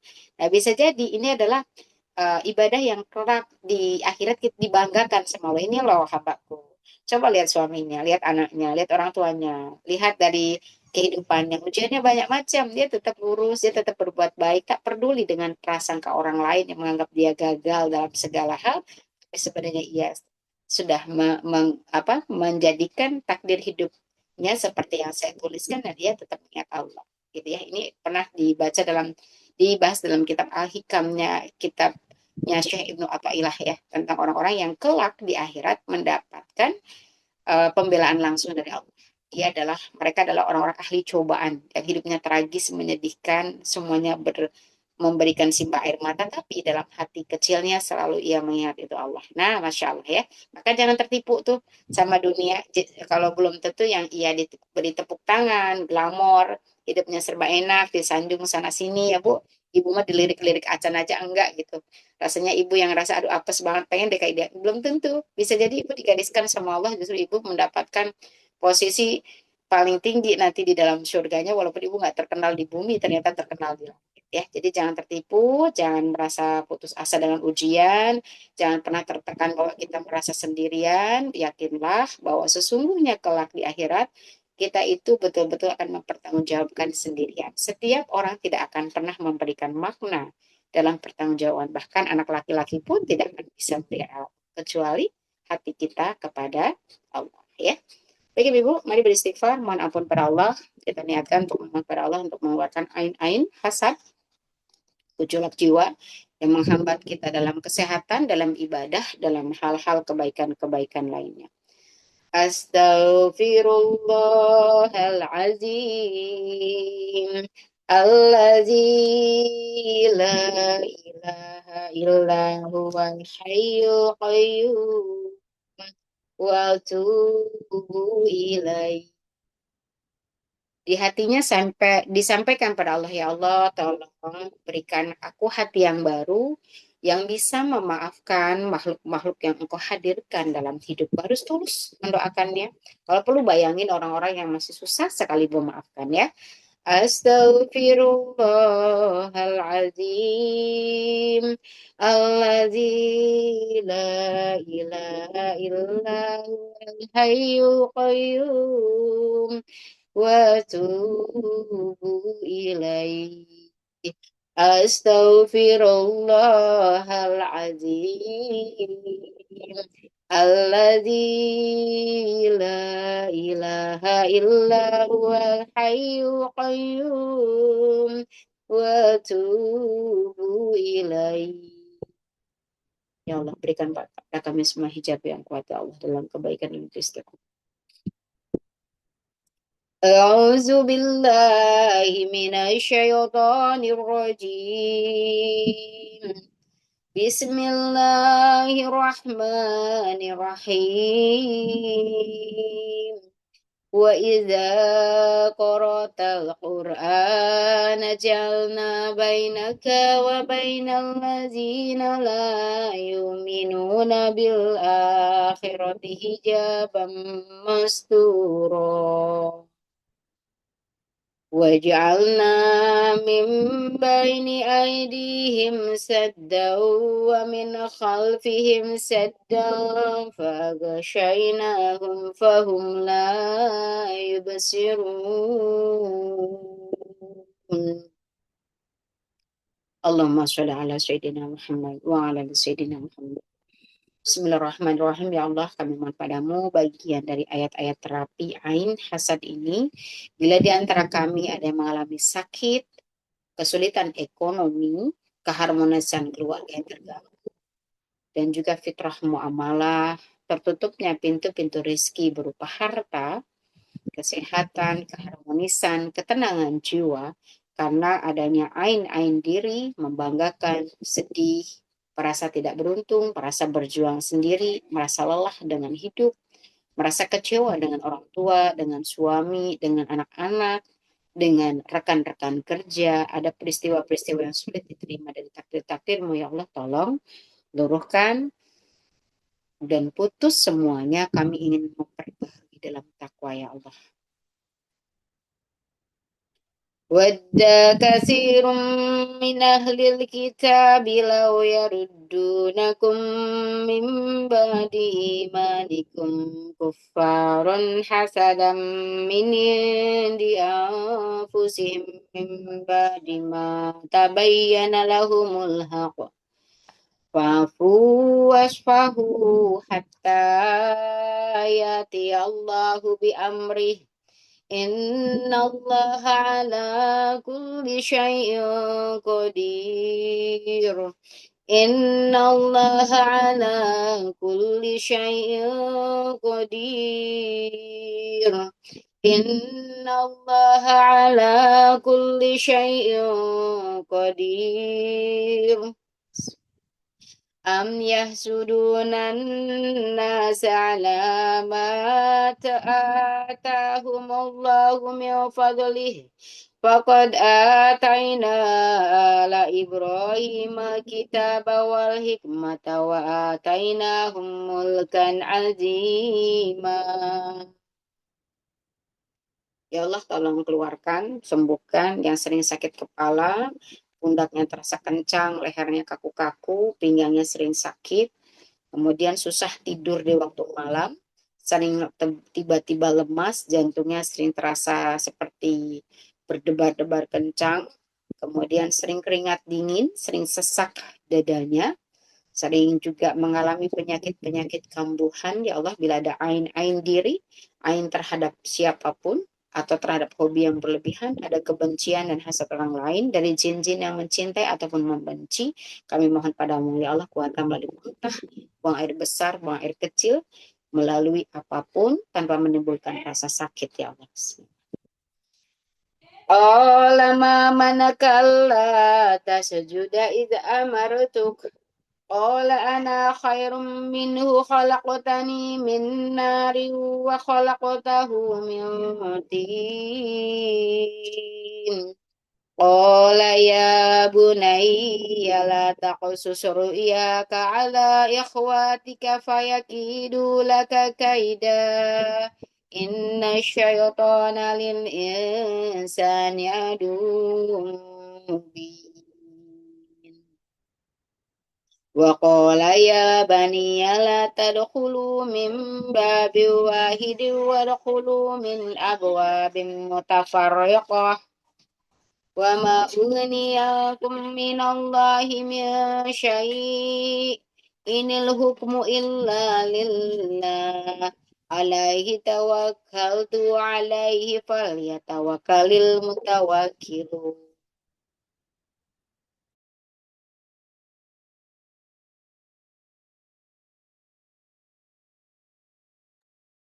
أعوذ بالله من الشيطان الرجيم. وكان له ثمر فقال لصاحبه وهو يحاوره أنا أكثر منك مالا وأعز نفرا ودخل جنته وهو ظالم لنفسه قال ما أظن أن تبيد هذه أبدا وما أظن الساعة قائمة ولئن رددت إلى ربي لأجدن خيرا منها منقلبا قال له صاحبه وهو يحاور أكفرت بالذي خلقك من تراب ثم من نطفة ثم سواك رجلا لكن هو الله ربي ولا أشرك بربي أحدا ولولا إذا دخلت جنتك قلت ما شاء الله لا قوة إلا بالله إن ترني أنا أقل منك مالا وولدا فعسى ربي أن يؤتيني خيرا من جنتك ويرسل عليها حسبانا من السماء فتصبح صعيدا زلقا أو يصبح ماؤها غورا فلا تستطيع له طلبا وأحيط بثمره فأصبح يقلب كفي على ما أنفق فيها وهي خاوية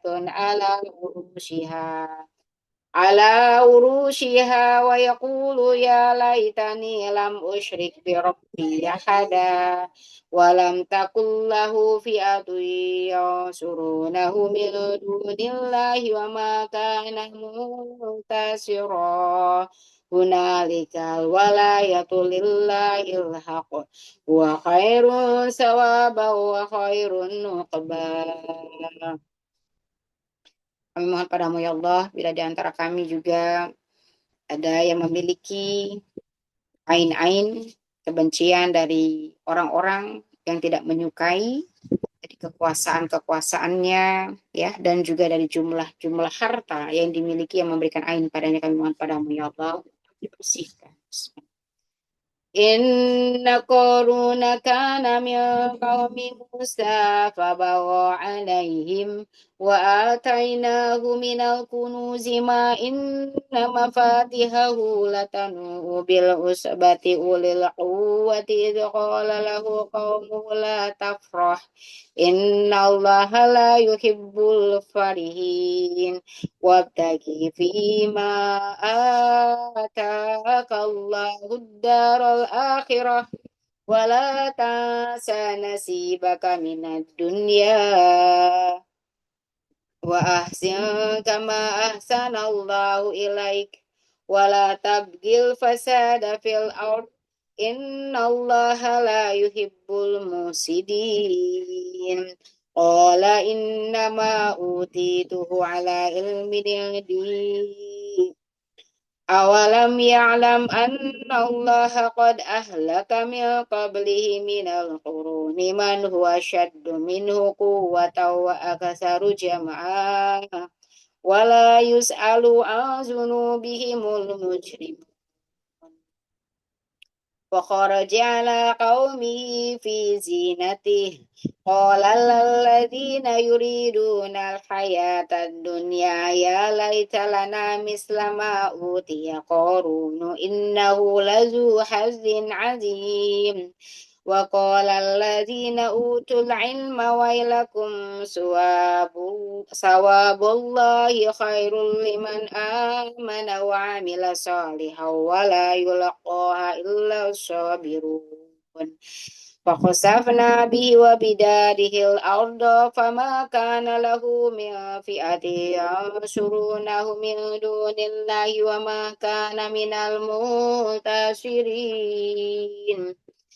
وإن يكاد الذين كفروا ليزلقونك بأبصارهم لما سمعوا الذكر ويقولون إنه لمجنون وما هو إلا ذكر للعالمين.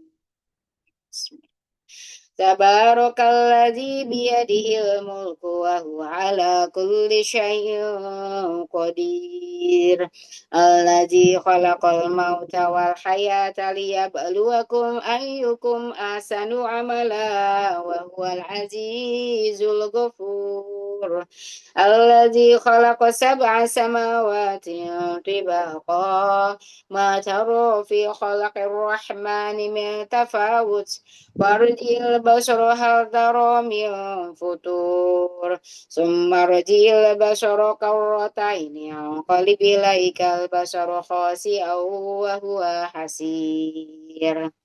Bukan hanya Ibu, kita baca Al-Ikhlas, Al-Falaq, An-Nas, kita niatkan. Ikuti ya Bu, Bismillahirrahmanirrahim. Ya Allah, kami mohon ampunan-Mu, kami mohon pertolongan-Mu ya Allah. Tolong perbaiki hati-hati kami dalam menghadapi semua cobaan hidup. Kami mohon ampun atas rasa kecewa, rasa bangga, rasa sedih, rasa tertekan, rasa marah yang kami hadirkan selama ini hingga detik ini ya Allah. Kami mohon padamu bila dalam diri kami, dalam rumah tangga kami, dalam kehidupan kami penuh dengan ain-ain diri maupun orang lain maupun makhlukmu yang lain. Tolong bersihkan ya Allah. Kami niatkan Al-Ikhlas, Al-Falaq, An-Nas ini menjadi bagian untuk meminta ridho-Mu, mengeluarkan yang buruk-buruk dalam diri kami, dalam rumah kami, dalam keturunan dan dalam rumah-rumah kami ya Allah. Barakati bil Quran. A'udzu billahi minasyaitonir rajim. Bismillahirrahmanirrahim. Qul huwallahu ahad. Allahus samad. Lam yalid wa lam yulad wa lam yakul lahu kufuwan ahad. Bismillahirrahmanirrahim. Qul a'udzu birabbil falaq. Min syarri ma khalaq wa min syarri ghasikin idza waqab wa min syarri nafasati fil 'uqad wa min syarri hasidin idza hasad. Bismillahirrahmanirrahim. Qul a'udzu birabbin nas malikin nas ilahin nas min syarril waswasil khannas allazi yuwaswisu fi sudurin nas minal jinnati wan nas. Bertawakal. La haula wala quwata illa billah. La haula wala quwata illa billah.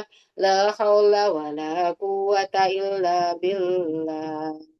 Hasbunallah wa ni'mal wakil, ni'mal maula wa ni'man nasir. Hasbunallah wa ni'mal wakil, ni'mal maula wa ni'man nasir. Hasbunallah wa ni'mal wakil, ni'mal maula wa ni'man nasir. Bismillah, ya Allahu Akbar. Tiup tangannya. Silakan untuk ditekan di bagian kepala ya Bu. Ya, belakang. Terutama yang agak sakit. Kemudian di mata ya. Ya, ain-ain ini tuh biasanya pada mata. Sering ngantuk, Bu. Wajah ya Bu, biar wajahnya tidak gelap, tidak kusam. Bukan karena pakai skincare ya. Pada dada supaya dilapangkan. Kemudian perutnya juga ya. Ini kalau perut biasanya sering mual, sering begah ya.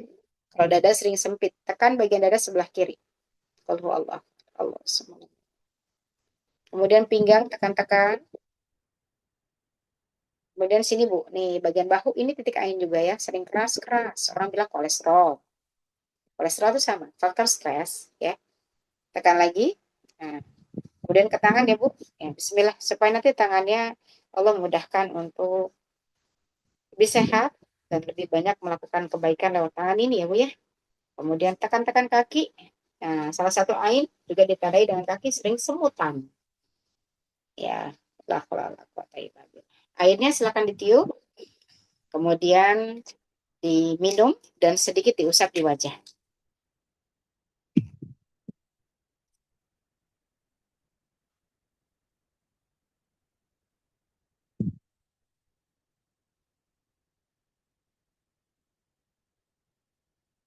Alhamdulillah, rasa lebih nikmat, lebih segar, lebih fresh ya. Nanti bisa dilanjutkan untuk terus menata hati ya. Masya Allah ibu-ibu kalau semakin ibu-ibu paham tentang hati itu akan memberikan banyak sekali cahaya Allah dan banyak sekali muara kebaikannya. Saya yakin ibu-ibu akan terus berlatih dan meminta kepada Allah pagi, siang, malam itu minta dibersihin hati. Walaupun yang lain-lain ibu minta, tapi itu menjadi permintaan yang utama karena nanti di sinilah letak kebahagiaan, letak kepedihan, ya, dan juga letaknya ngeceknya ibu nanti di alam kubur kayak apa itu tergantung hati juga. Kalau hati ibu lebih senang lapang, lebih senang tanpa sebab apa juga senang aja gitu ya. Nah itu salah satu tanda insya Allah nanti di alam kuburnya kayak gitu juga gitu. Tapi kalau hatinya berantakan gitu, ya itu juga yang akan kita alami di alam kubur ya. Itu yang disampaikan Imam Al-Ghazali ketika mengungkapkan tentang hati. Maka para ulama dulu ketika sudah ilmunya luar biasa pun mereka tetap terus berlatih membawa hati itu sampai mereka kadang-kadang beruzlah. Gak mau dikenali orang karena khawatir ada orang-orang yang terpukau dengan dirinya ya. Baik ibu-ibu, tidak ada orang yang sempurna sama yang mengisi juga kayak ibu-ibu juga ya. Masih diuji sama Allah, masih di dunia sahabat-sahabat saling mendoakan. Mohon dibukakan pintu maaf ya, biar dalam penyampaian masih jauh ilmunya, masih huruf tata bahasanya dan adab-adabnya semuanya sedang belajar. Kalau ada yang baik, saya yakin itu karena hati ibu yang bersih sehingga Allah memberikan nikmat dalam berilmu. Kalau ada yang buruk itu semata-mata saya sendiri yang masih jauh sekali ilmunya, adabnya, ibadahnya ya sehingga harus masih terus menata meminta pertolongan Allah. Dan mudah-mudahan ini menjadi bagian yang terus membawa kita semakin senang dalam memperbaiki diri karena dalam memperbaiki diri itu ada banyak sekali kebahagiaan ya. Mari sama-sama kita tutup dengan istighfar mohon ampun sama Allah. Astaghfirullahaladzim wa atubu ilaih. Astaghfirullahaladzim wa atubu ilaih. Astaghfirullahaladzim wa atubu ilaih. Subhanakallahumma wa bihamdika asyhadu alla ilaha illa anta astaghfiruka wa atubu ilaih. Ya. Ila liqa semuanya ibu-ibu, semoga kembali dalam malam nanti menghidupkan malam dengan ibadah dan juga membersihkan hati. Akhir kala, assalamualaikum warahmatullahi wabarakatuh. Waalaikumsalam Waalaikumsalam warahmatullahi warahmatullahi wabarakatuh. wabarakatuh. Terima kasih Bu Bismillahirrahmanirrahim. Robi. Semua Waktunya. Terima kasih Ustazah semuanya ya, Bu Binar dan semua Bu Citra Mbak dan ya, lain-lain semuanya. semuanya, Mbak Citra. Maaf, lain batin. Assalamualaikum warahmatullahi wabarakatuh. Sehat-sehat semuanya. Mbak Citra, Binar. Bu Neneng. Pian, Bu. Siapa lagi nih banyak? Assalamualaikum semuanya. Ya, Mohon sehat-sehat. pamit. Terima Hati-hati, kasih. Mbak Sehat Neneng semuanya. semua. Pian. Makasih deh Novi. Iya. Yuk, Waalaikumsalam. Assalamualaikum. Waalaikumsalam.